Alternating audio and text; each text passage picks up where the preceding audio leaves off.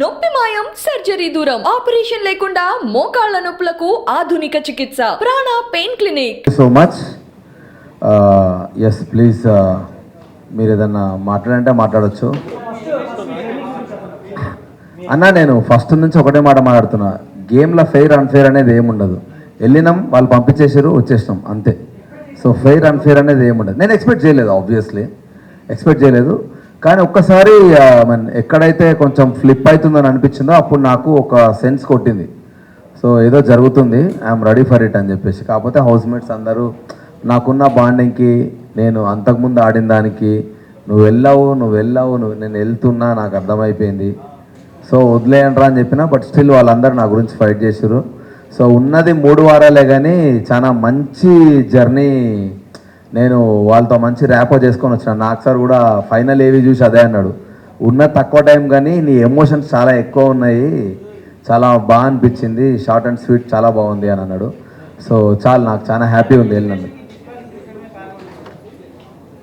తిట్టడం కాదు, మేబీ పదాలు రాంగ్ అయి ఉంటాయి. పదాలు రాంగ్ ఉన్నాయి ఆబ్వియస్లీ, నేను అదే చెప్పిన. కాకపోతే దానికోసం పంపిస్తారనైతే నేను అనుకోను. అంత పెద్ద షో ఉండి, ఎందుకంటే నాకంటే ఎక్కువ మాట్లాడాలన్నారు ఇంతకుముందు సీజన్స్లలో కూడా. శివబాలాజీ గారిది నేను చాలా చూసిన, అది బకెట్ది వాటర్ లేదు అట్లేం అనలే. నేను ఎందుకు అంటే నన్ను అడిగిన 2-3 నువ్వు మాట్లాడుతున్నావురా అంటే, యాక్చువల్గా నేను షో వెళ్ళినప్పటి నుంచి కూడా మరి మీకు అది ఎంత ప్లే చేసిరో లేదో నాకు తెలియదు, కానీ పోతున్నప్పటి నుంచి అన్న నమస్తే మంచిగున్నా, వదిలే చాయ్ పెట్టిందా, ఏం చేస్తున్నావు బిగ్ బాస్ అని కెమెరాకి దాన్ని ఒక క్యారెక్టర్లా క్రియేట్ చేసుకొని నేను మాట్లాడడం డే 1 నుంచి స్టార్ట్ చేసిన. సో ఎన్ని ప్లే చేసారు ఎన్ని ప్లేలో మనకు తెలియదు, కానీ డే 1 నుంచి స్టార్ట్ చేసిన. నేను జోక్స్ వేస్తూ ఉంటే మధ్యలో నవ్వుతూ ఉన్నప్పుడు బిగ్ బాస్ తిడతలేనురా, బిగ్ బాస్ మనిషి కాదు, అదొక గేమ్. నేను ఒక క్యారెక్టర్ క్రియేట్ చేసుకొని నేను జోకులు మాట్లాడుతూ ఉన్నా అంతే. కానీ దానికి వాళ్ళు ఎందుకు పట్టించుకుంటారా? గేమ్ రూల్స్, గేమ్ గురించి మాట్లాడతారు కానీ దాని గురించి పట్టించుకోరని నేను అంటుండే. ఎందుకంటే ఒరే ఇష్టం వచ్చిన మాటలు చాలామంది కంటెస్టెంట్లు కూడా లాస్ట్ దాకా వెళ్ళి ఉన్నారా. సో మరీ పర్సనల్గా ఎవరు తీసుకోరు. ఒకవేళ తీసుకోవాలనుకున్నా కూడా డైరెక్ట్ కన్ఫెషన్ రూమ్ ఉన్నది, చాలా ఉన్నాయి. సో డెఫినెట్గా ఇప్పుడు యాజ్ అ కంటెస్టెంట్ మనం 100% కాన్షియస్లో ఉండం. ఎన్ని కెమెరాలు ఉన్నాయి అనుకున్నా, ఎన్ని అనుకున్నా కూడా నాకు 2 రోజులు మాత్రమే నాకు మైక్ ఉందిరా, కెమెరాలు ఉన్నాయి అన్న ఫీలింగ్ ఉండే. తర్వాతకి వెళ్ళి మైక్ నాకు ఫోన్ అన్న ఫీలింగ్ వెళ్ళిపోయింది. నాకు ఇదో ఫోన్ మెడల్ వేసుకొని తిరుగుతున్నాం, ఏది పడితే అది ఎందుకంటే ఉండలేం 24 గంటలు, హైలీ ఇంపాసిబుల్ మనం కాన్షియస్గా బతకడం అనేది. సో డెఫినెట్గా ఏదో ఒక రకంగా మనం మాట్లాడుతూ ఉంటాం, పోతూ ఉంటాం. కాబట్టి నేను ఏం పట్టించుకోలేదు.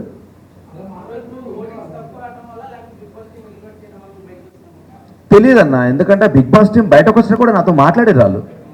బయటకు నేను ఫస్ట్ రాగానే నువ్వు actually one of the finest contestants, నువ్వు చాలా ముందుకెళ్తావు అనుకున్నా, వెరీ అన్ఎక్స్పెక్టెడ్. ఇది ఓటింగ్ ఎందుకు రాలేదో మాకు తెలియలేదు, అసలు మేము నిన్ను ఎక్స్పెక్ట్ చేయలేమేమన్నారు వాళ్ళు. అదే అంటున్నా, వాళ్ళు అదే అన్నారు, వాళ్ళు కూడా అదే క్వశ్చన్ అన్నారు, నువ్వు వస్తావని ఎక్స్పెక్ట్ చేయలేదు. ఇప్పుడు ఒకటమ్మా, మనం 105 డేస్ ఉంది, ఈ ఒకటే గేమ్ తోటి పంపిస్తారని అయితే మనకు ఉండదు. కాకపోతే వాళ్ళు ఏం చూపించారు, జనాలకు ఏమర్థమైంది అన్నది ఒకటి ఉంటుంది. ఇప్పుడు ఏదైనా సరే ఎండ్ ఆఫ్ ద డే నేను ఈ 2 వారాలు నేను గేమ్ ఆడలే, ఈ 2 రోజులు నేను గేమ్ ఆడలే అంటున్నారు. కానీ అదే గేమ్ నిఖిల్తో అదే ఎవరైతే కంటెస్టెంట్ పృథ్వీ ఉన్నాడో వాడు నా టీంలో ఉన్నప్పుడు కూడా నేను ఫైట్ చేసిన. ఫిజికల్ డ్యామేజ్ అయితే తెలియదు, ఈ ఫిజికల్ డ్యామేజ్కి ఒక లిమిట్ ఉండదు.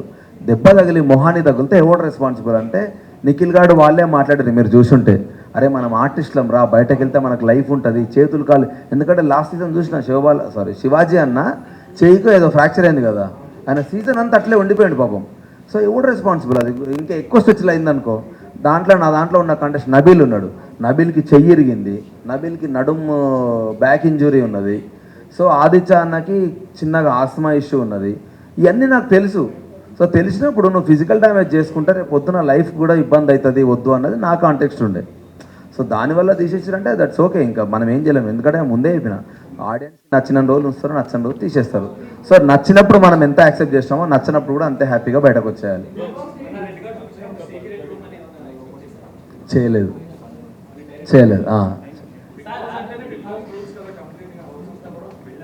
అవును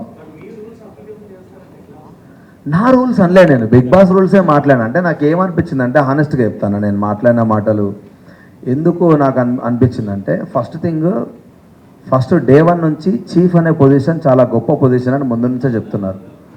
చీఫ్ అనేది చాలా గొప్ప పొజిషన్ అని చెప్పినప్పుడు ఫస్ట్ వీక్ కాదు, ఒక్క నిమిషం, సెకండ్ వీక్లో నేను నామినేషన్ చేస్తున్నప్పుడు డైరెక్ట్ ఒక క్వశ్చన్ అడిగినాను బిగ్ బాస్.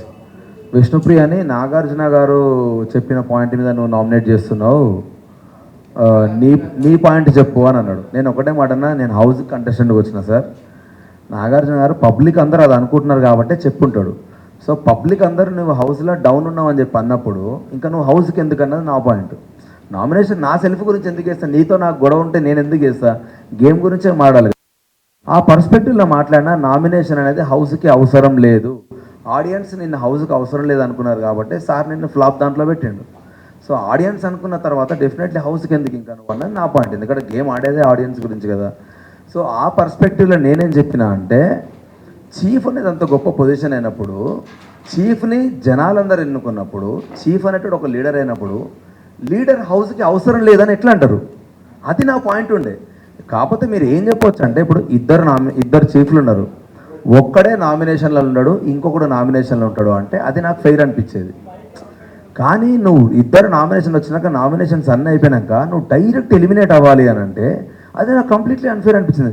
చీఫ్ గొప్ప పొజిషన్ అని మీరే చెప్పుకుంటా ఆ చీఫ్ నామినేట్ చేసుకోవాలి అన్న కాంటెక్స్ట్ నాకు నచ్చలేదు. సో అట్లా ఒకదాని మీద ఒకటి లింకప్ అయినాయి. ఇంకోటి, ఆ వీడియో ఏదైతే మొత్తం ప్లే చేసినారో,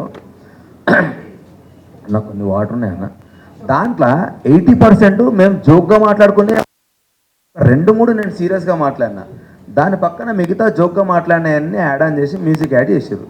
ఆ జోక్గా మాట్లాడిన దాంట్లో ఫన్నీయెస్ట్ థింగ్ ఏంటంటే, నాకంటే అధ్వానంగా మాట్లాడిన వాళ్ళు చాలామంది ఉన్నారు. అవి ఇప్పుడు వాళ్ళ పేర్లు చెప్పాలి, లోపల ఉన్నారు కాబట్టి, కానీ వాళ్ళు డైరెక్ట్ చాలా ఘోరంగా మాట్లాడారు. ఇదేం ఇంకా మాట్లాడొద్దులే కానీ మళ్ళీ వాళ్ళ గురించి ఎందుకు అవుతుంది కానీ, వాళ్ళు ఇంకా టూ మచ్గా మాట్లాడారు. నేనన్నా మజాక్లో మాట్లాడినా, వాళ్ళు చాలా సీరియస్గా ఉన్నారు. నేనుండా, నాకేం అవసరము, ఏదో షోనా, ఇట్లా మాట్లాడే వాళ్ళు ఉన్నారు. దుప్పట్లది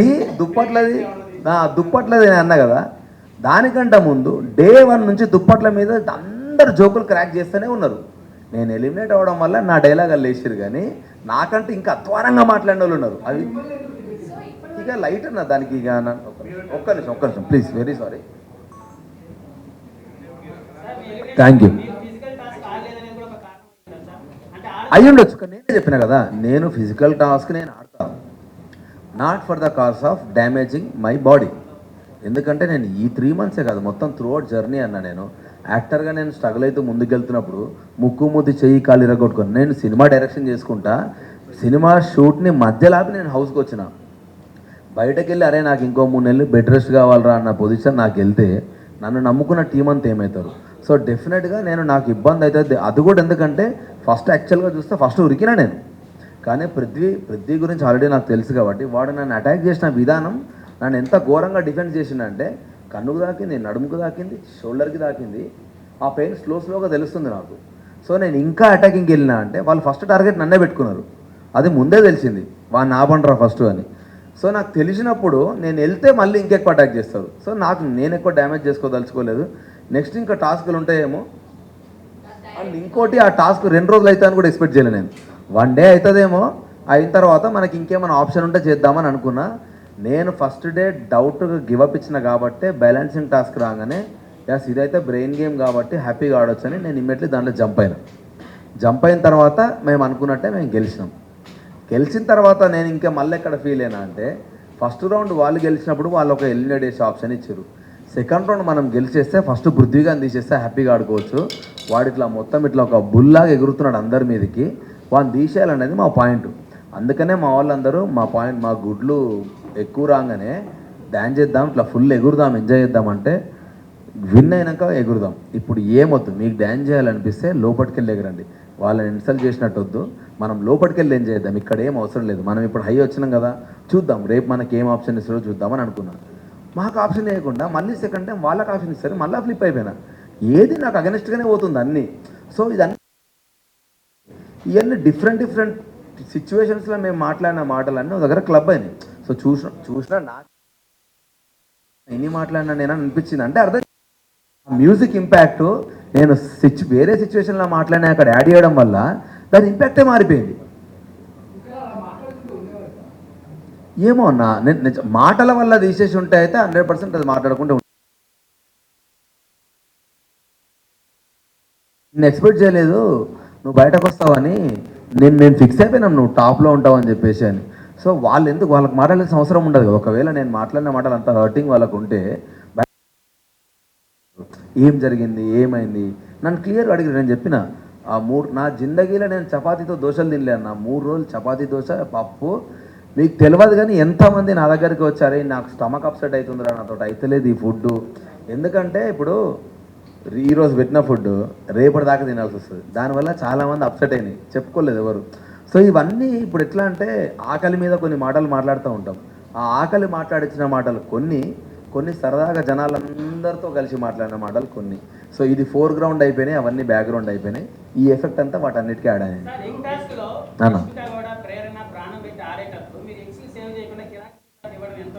కిరాక్ సీతకు నేను ఇవ్వలేదు. ఎందుకు కిరాక్ సీత దగ్గర నేను ఎందుకు గివప్ చేసిన అంటే యాజ్ అ చీఫ్ ఇద్దరం నేను నిఖిల్ మాట్లాడుకున్నాం.